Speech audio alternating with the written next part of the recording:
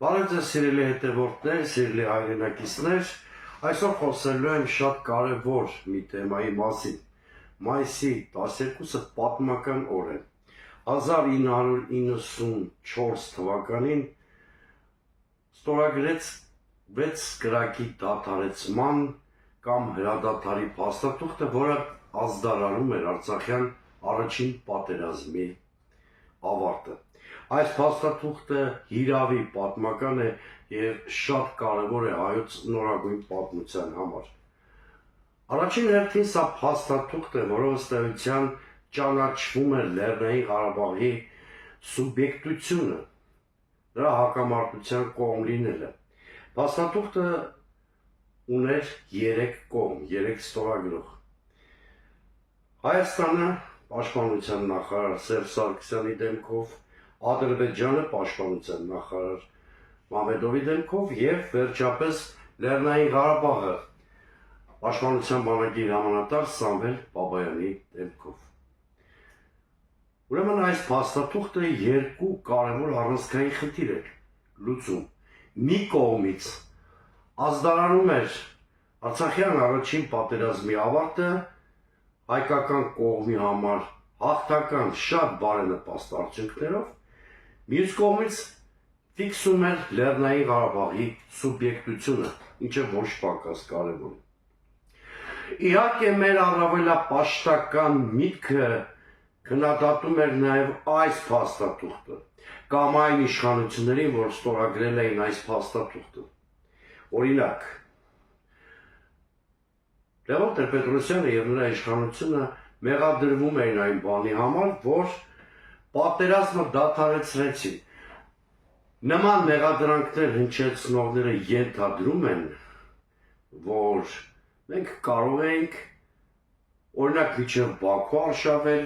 կապիտուլյացիա պարտադրել Ադրբեջանին։ Չասեմ, թե ինչքան հիմնազուրկ է այս դիրքորոշումը, որովհետև ակնհայտորեն 1994 թվականի մայիսին հյուծված էին հակամարտող կամ պատերազմող 2 կողմերն էլ, Հայաստանն էլ, Ադրբեջանն էլ, եւ նույնիսկ տեսականորեն հնարավոր չի պատկերացնել, որ հայկական կողմը կարող էր լիակատար կապիտուլյացիայի ենթարկել Ադրբեջանին։ Էլ չասեմ, որ դա ընդհանրապես հայկական արտաքին քաղաքականության նպատակ էլ չէր համարվում։ Բայց նույնիսկ այս իրողությունից զատ կրկնում եմ, ռեալիստական հարթության վրա անհնար է պատկերացնել, որ դաժան պատերազմ անցած եւ հյուծված հայկական կողմը կարող էր նման խնդիր լուծել, ասենք կապիտուլացնել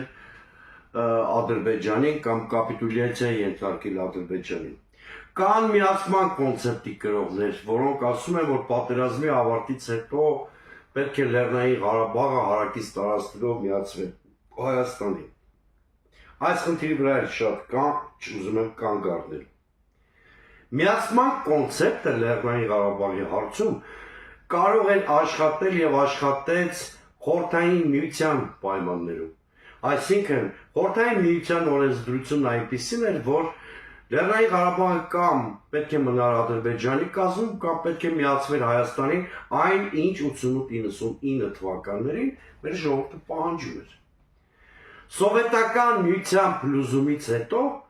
սա դադարեց ներպետական հարց լինելուց եւ հետեւաբար միացման կոնցեպտը այլևս չէր կարող աշխատել եւ առաջի պլան մղեց 6 ազգերի ինքնորոշման սկզբունքը։ Հետեւաբար եթե Հայաստանի իշխանությունները օրինակ պատերազմի ավարտից հետո գնային նման հարկածախնդրության եւ որոշեին Լեռնային Ղարաբաղը հարակից տարածքներով միացնել Հայաստանին, դա ըստ էության կենթադրեր, որ Հայաստանը մերժում է միջնորդական առաքելությունը դրանից բխող հետևանքներով։ Դժվար չէ պատկերացնել, որ այդ պարագայում Հայաստանը կհայտնվեր միջազգային մեկուսացման մեջ։ Այսօրվա իշխանությունները շրջանառության մեջ են դրել այլ թեզեր եւս։ Հիմա այն այլ դիրքերից ըստ էության ստեր են տարածում, օրինակ, որ Լեռնային Ղարաբաղը կանխորոշված է եղել 1991 թվականի Ալմատայի հռչակագրով, բացարձակ սուտ,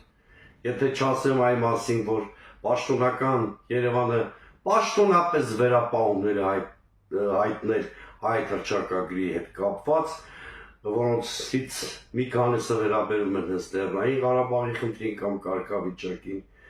բայց եթե նրանց տկար մտածողությամբ դատենք,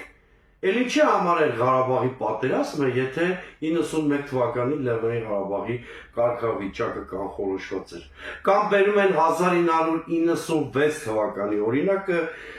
ինչպես գիտեք, 1996 թվականի դեկտեմբերի 3-ին Պորտուգալիայի Լիսաբոն քաղաքում տեղի ունեցավ ԵԱՀԿ գագաթնաժողովը, որտեղ առաջարկվում էր ամփոփիչ փաստաթղթում հայտարարությունում մի պարբերություն Լեռնային Ղարաբաղի մասին, որը վերահաստատում էր ադրբեջանական հանրապետության տարածքային ամբողջականությունը եւ Լեռնային Ղարաբաղին բարձր ինքնավարության կարգավիճակ էր տրվում Ադրբեջանի կազմում։ Այստեղ իսկապես Հայաստանը գնաց վետոյի ճանապարհով, այդ հայտարարությունը չընդունվեց գագաթնաժողովի կողմից եւ դարձավ ԵԱՀԿ գործող նախագահի հայտարարություն ընդամենը։ Հիմա Նիկոլ Փաշինյանի կողմնակիցները ասում են այ տեսեք,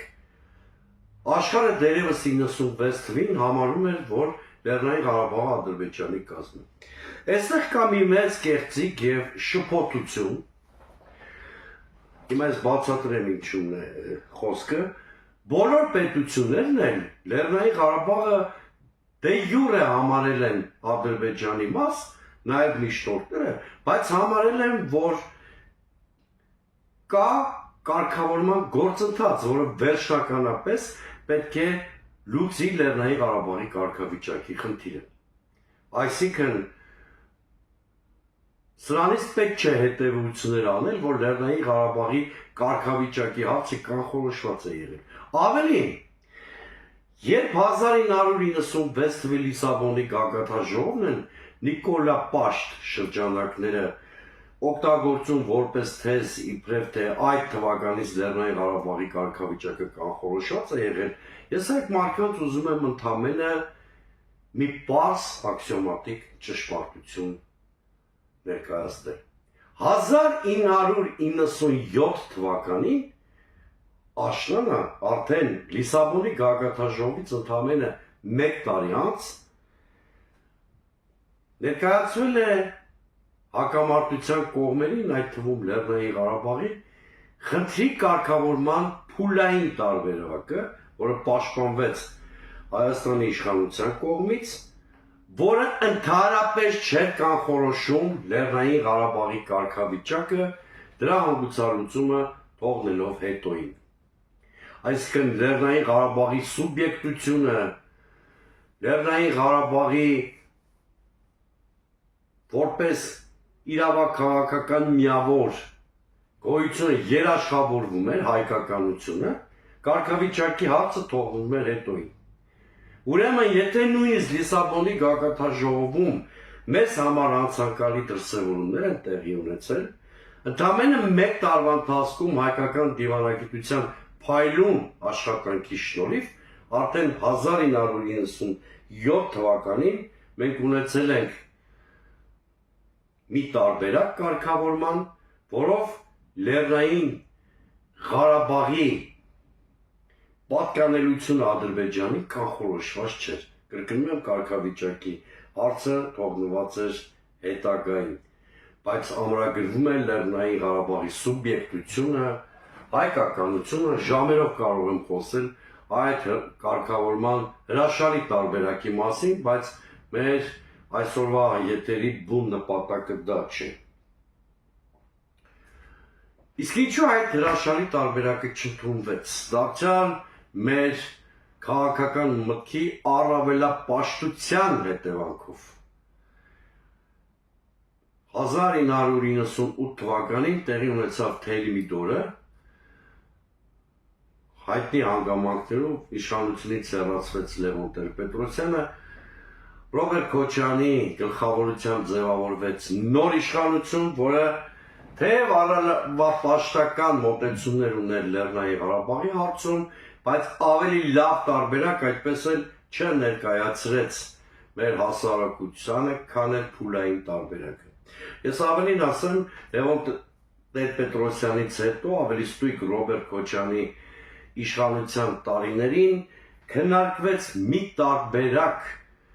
որը ամբողջովին ձևախեղեց Լեռնային Ղարաբաղի կարգավորման գործընթացը, դրա էությունը, բովանդակությունը։ Խոսքն այն մասին է, որ Ռոբերտ Քոչարյանը կուլ տվեց այսպես կոչված մերի տարբերակի խայծը, ինչպես գիտեք, այնտեղ այդ տարբերակով տարածքային փոխանակումների միջոցով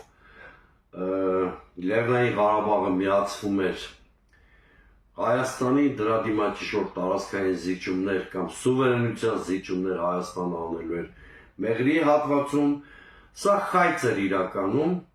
որը ադրբեջանական կողմը օգտագործեց, որպեսզի Լեռնային Ղարաբաղի խնդրի էությունն ու ձևաչափը կարողանա փոխել։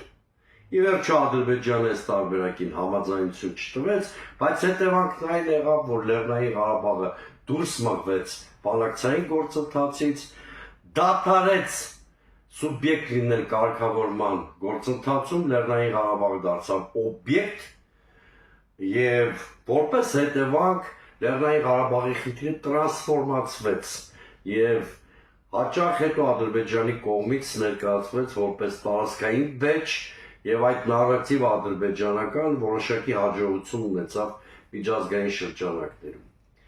Սա հայկական Թերմիդորի հասցրած ամենամեծ վնասն էր Լեռնային Ղարաբաղի խնդրին։ Իհարկե հանուն արդարության ասեմ, որ Հայաստանի երրորդ նախագահները գիտակցել են միջնորդական առաքելության կարևորությունը եւ առավելապես փորձելով պահպանել Լեռնային Ղարաբաղի ստատուս քվոն, Լեռնային Ղարաբաղի խնդրի շուրջ ստեղծված ստատուս քվոն,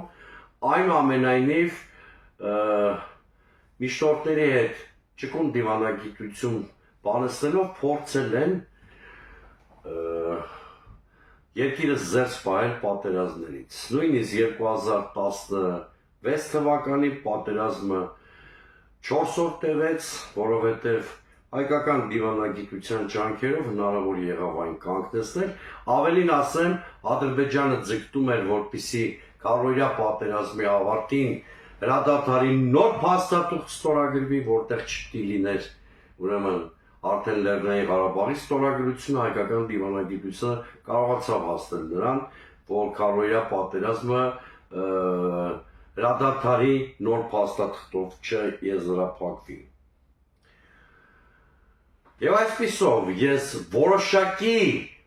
սկզբունքային վերապահումներ ունեմ այն քաղաքականության վերաբերյալ, որը Լեռնային Ղարաբաղի խնդրում վարվել է 1998 թվականից հետո եւ տարբեր առիթներով քննադատել եմ դրա համար Ռոբերտ Քոչարյանի եւ քննադատությունս մնում է ուժի մեջ, բայց այնուամենայնիվ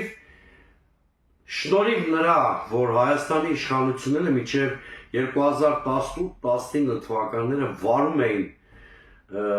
հավասարակշռության դոկտրինով թելադրված բալանսավորված արտաքին քաղաքականություն, հնարավոր էր դառնում, որպեսզի պատերազմի ռիսկերը չեզոքացվեն, մենք զերծ մնանք հնարավոր տարածաշրջանային եւ գլոբալ ցնցումներից։ Իրավիճակը փոխվեց այն բանից հետո, երբ իշխանության եկավ Նիկոլ Փաշինյանը, պայմանական ասած նրա պաշտոնավարման փուլը գոնե այն 7 տարիները, որոնց արդեն ականատես ենք, կարելի է համարել Արցախի կործանման շրջան, հայոց նորագույն պատմության մեջ, դա ցավալի է, բայց ռեալ փաստերի հիման վրա արված պնդում է, Նիկոլ Փաշինյանը ոչ միայն իր սեղանին դրված շատ բալանսավորված կարգավորման տարբերակներ էր մերժում, այլ ըստ էության այդ փաստը թաքցնում էր Հայաստանի հասարակությունից եւ քայլեր էր կատարում, որոնք դավագրգռում էին ոչ միայն Ադրբեջանին, այլև միջնորդներին։ Օրինակ հիշենք նրա հայտնի ցնդաբանությունը, որին նա տվեց Մյունխենյան սկզբունքները անունը, որտեղ ըստ էության մերժվում էին մադրիդյան սկզբունքները, իսկ այդ պահին քննարկվող տարբերակը, որի մասին կամ որի գոյությունը Փաշինյանը թաքցրել էր հասարակությունից, ըստ էության մադրիդյան սկզբունքների մոդիֆիկացված տարբերակներից մեկն էր, այդ Լավրովի պլան կոչվածի մասին եմ ասում։ Աստորեն այդ Մյունխենյան սկզբունքներ կոչվող զառանցանքով Փաշինյանը ըստ էության ձեռնոց էր նետում ոչ այնքան Ադրբեջանի, որքան միջնորդներին։ Կամ երբ նա Ստեփանակերտի վերածնդի հրապարակում էքստազի մեջ ընկնելով գոչում էր Արցախը, Հայաստանը եւ վերջ, ըստ էության վերջակետ էր դնում կարգավորման գործընթացին։ Եվ կարգավորման գործընթացը նաեւ ու առաջին հերթին Լեռնային Ղարաբաղի կարգավիճակի մասին է։ Եթե հակամարտող կողմերից մեկը իրեն թույլ է տալիս նման հայտարարություն հնչեցնել, կանխորոշելով կարգավորման գործընթացի ելքը, դա նշանակում է ըստ էության հրաժարվել միջնորդական հարթակից կամ ձեռնոց նետել ոչ միայն Ադրբեջանին, այլ նաև Միացյալ Նահանգներին, Ռուսաստանին, Ֆրանսիային, նույնիսկ ավելորդ թե այս մասին ասելը։ Իդեպ, այստեղ հարկ եմ համարում մի կարևոր նկատառում հայտնել։ Մարդիկ, որ հիմա մեղադրում քննադատում են Ռուսաստանին, որ ոչ բարեխիղճ դաշնակից է եղել, ոչ բարեխիղճ միջնորդ է հանդիսացել, մոռանում են արձանագրել մի շատ կարևոր փաստ։ 2011-12 թվականներից փոխվել է Ռուսաստանի մերձավոր արևելյան քաղաքականությունը, ինչի բերումով Ռուսաստանը հայկական կողմին հստակ հասկացրել է, որ այլևս չի կարող երաշխավորվել այն ստատուս քվոն, որ ձևավորվել էր առաջին պատերազմից հետո։ Դրա համար էլ հատկապես Ռուսաստանը 2010-ականների կեսերից առաջարկում կարգավորման տարբերակներ, Լավրովի պլան, 5 գումարած 2 եւ այլն, որոնք ենթադրում էին 5 ազատագրված 5 տարածքների վերադարձ, բայց որոնք ենթադրում էին նաև, որ միջև Լեռնային Ղարաբաղի կարգավիճակի վերջնական հանգուցալուծումը Լեռնային Ղարաբաղը պահպանելու էր սուբյեկտությունը, հայկականությունը, ցամաքային կապը Հայաստանի հետ, Ռուսաստանի քաղաքականությունը փոխվել էր եւ անդադ Ռուսաստանը հայկական կողմին հորդորում էր գնալ բալանսավորված այդ լուծումներին։ Ցավոք սրտի հայկական կողմը այդ իրողությունները չուզեցավ ընկալել կամ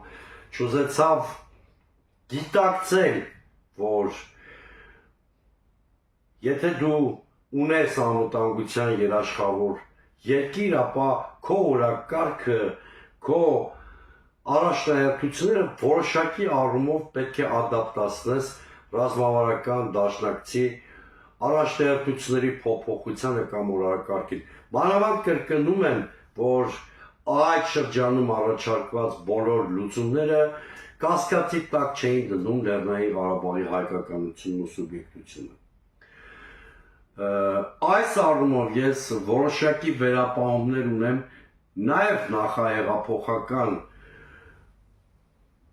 քաղաքականության վերաբերյալ Հայաստանի, բայց էլի կրկնեմ, թե Ռոբերտ Քոչարյանը, թե Սերժ Սարգսյանը գիտակցել են, որ առնվազն միջնորդների հետ այնպիսի հարաբերություններ պետք է ձևավորվեն, այնպիսի քաղաքականություն տիվարվի, որը բացառի պատերազմի սանձազերծումը։ Հենց դա էր, որ Նիկոլ Փաշինյանը չհասկացավ 2018-ից հետո, նա ըստ էության դարձավ պատերազմի հերձիկ, երբ որ ես ասում եմ Նիկոլ Փաշինյանը պատերազմի հերձիկ է, սա չի նշանակում, որ ես ասում եմ պատերազմը Նիկոլ Փաշինյանն է սկսել։ Ես ասում եմ, որ Նիկոլ Փաշինյանի քաղաքականությունը, ոչ մի թիզականությունը, առավելապաշտությունը անխոհեմ հայտարարությունները լեգիտիմացրել են պատերազմ սկսելու Ալիևի ցանկությունը։ Նախապատերազմյան Նիկոլ Փաշինյանին հագիստ չէր տալիս Տիգրան Մեծի փառքը եւ նա ըստ էության ամենաարկածախնդիր ղեկավարը դարձավ Հայաստանի նորագույն պատմության շրջանում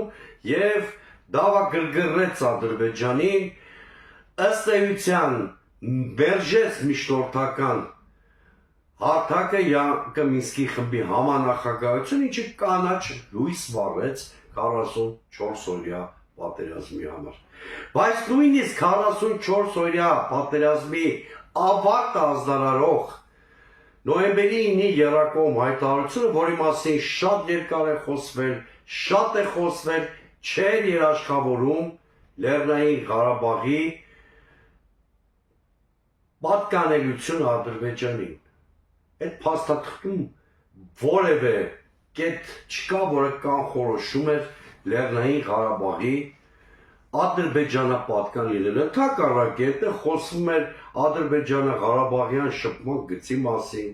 այնտեղ խոսվում էր միջանցքի մասին, որ Լեռնային Ղարաբաղը կապում է Հայաստանի հետ, այնտեղ ֆիքսվում է Լեռնային Ղարաբաղի սուբյեկտությունը, տեքստում առնվազն 4-5 տեղ կա Լեռնային Ղարաբաղի մասին հիշատակում։ Եվ եթե Հայաստանում լիներ խոհեմ իշխանություն, մենք այսօր կունենայինք հայկական Արցախ, կունենայինք Լեռնային Ղարաբաղի սուբյեկտություն,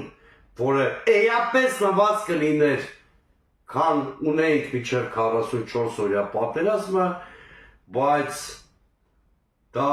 գոնե կերաշխավորեր Լեռնային Ղարաբաղի հայկականությունը։ Իսկ ինչ արեց Նիկոլ Փաշինյանը։ 2021 թվականի դեկտեմբերից իսկ ավելի ցայտուն 2022 թվականի գարնանը Նիկոլ Փաշինյանը որոշեց դիմել երկրորդ արկածախնդրությանը։ Նա այս անգամ հավանաբար եվրո չինովնիկների կամ գլոբալիստական ուլտրալիբերալ շրջանակների արևմուտքի հորդորով որոշեց, որ եկել է մի ճակերտավոր պատմական պահ, եկել է Հայաստանը ռուսական ուղեցրից դուրս բերելու պահ։ Սա ոչ պակաս արկածախնդրություն է, քան էր Փաշինյանի նախապատերազմյան քաղաքականությունը։ Ուրեմն եկեք ֆիքսենք, առնվազն 2022-ի մարտից Նիկոլ Փաշինյանը փորձել է Հայաստանը դուրս բերել ռուսական ուղեցրից, այդ նպատակով նա աշճանաբար Հայաստանը դուրս դրեց նոյեմբերի 9-ի եռակողմ հայտարարության համատեքստից, բնականաբար հետո Ադրբեջանի հետ բանակցությունների ընթացքում Միշելի Հովանու ներքո ոչ մի երաշխիքներ չստացավ Արևմուտքից ու Եվրամիությունից, բայց հանուն իր հիվանդ երևակայության բավարարման, այսինքն այն է Հայաստանի ստրատեգիական կողմնորոշման փոփոխությունը, նա միտումնավոր գնաց Արցախի կործանմանը։ Կրկնում եմ, Լեռնային Ղարաբաղի խնդիրը Նիկոլ Փաշինյանի համար 2021-22 թվականներից դարձավ ածանցյալ։ Նրա գերնպատակը ոչ Լեռնային Ղարաբաղի խնդրի լուծումն էր, ոչ հայ-ադրբեջանական կարգավորման գործընթացը, այլ Հայաստանի ստրատեգիական կողմնորոշման փոփոխությունը։ Դրանից էր ածանցվում Ղարաբաղի մասին Փաշինյանի պատկերացումները։ Եվ Փաշինյանը դարձավ Հայաստանի առաջին ղեկավարը, որը 2022 թվականի հոկտեմբերի 6-ին Պրագայում քարակողմ հայտարարության շրջանակներում Լեռնային Ղարաբաղը ճանաչեց ունիտար Ադրբեջանի մաս առանց որևէ երաշխիքներ ստանալու Լեռնային Ղարաբաղի ժողովրդի ինքնավարության կամ անվտանգության համար։ Որովհետև կրկնում եմ, Փաշինյանը իհարկե հիմա կարող է ասել, որ դա արել է, որովհետև ռուսները մեզ դավաճանել են, որտեղ տեղի են ունեցել ջերմուկի իրադարձությունները, ես էլ կարող եմ շատ հեշտ նրան հակադարձել, որ այդ փորձությունները մեր կամ մարտահրավերները մեր երկրի գլխով անցել են, որտեղ 2021 թվականից սկսած Նիկոլ Փաշինյանը ինքն է դարձել հակառուսական քաղաքականության հրձիգը կամ ինքն է քաջալերվելով արևմտյան ուլտրագլոբալիստական շրջանակների կողմից դարձել հակառուսական քաղաքականություն իրականացնողը։ Եվ ակնհայտորեն